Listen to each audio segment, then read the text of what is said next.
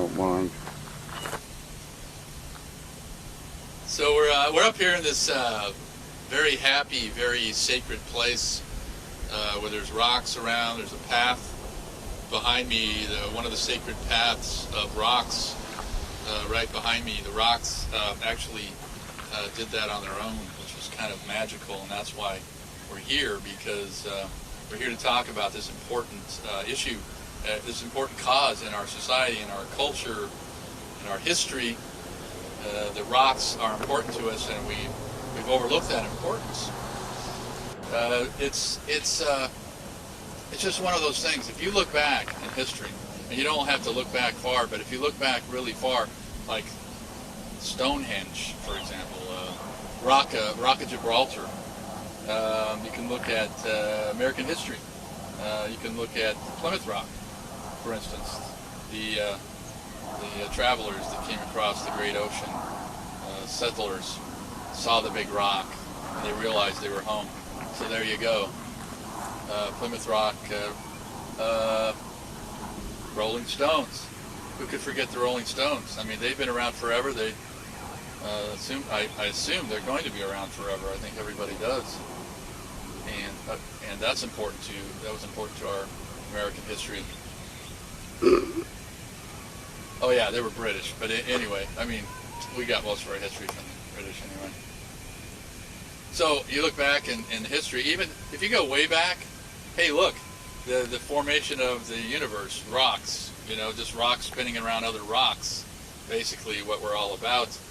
The Earth is the third rock from the sun. Hello, and there have been enlightened ones in our past. Stone Temple Pilots. Yeah, they know what's going on. Just listen to their music. You'll figure it out. They did. Go back to the Bible, and the old ones in the Bibles, the wise ones, learned how to teach sinners how not to sin, and they did this. Like, for instance, a woman would show her ankles, and what did they do to her? They stoned her.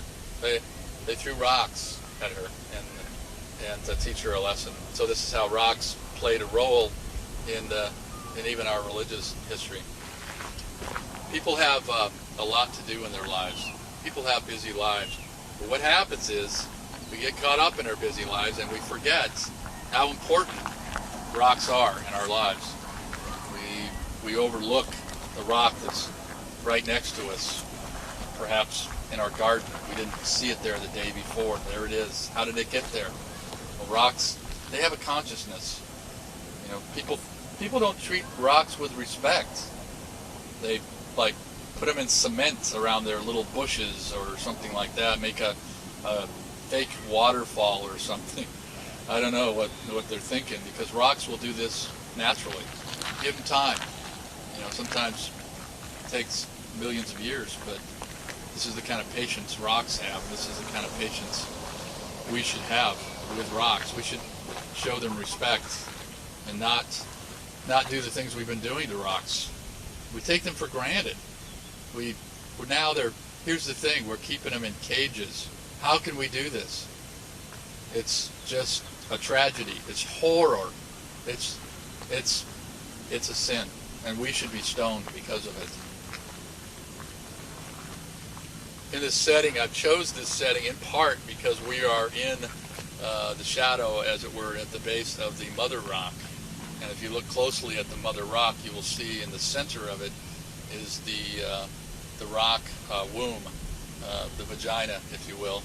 The story, the legend is that all rocks come from this rock. This is the Mother Rock from which all other rocks come.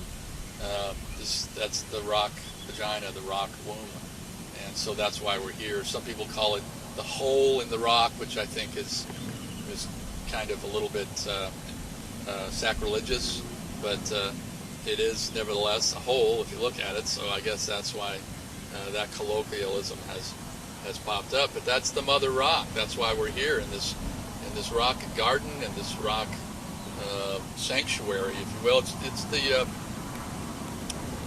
burial grounds of all rocks, where rocks come to die.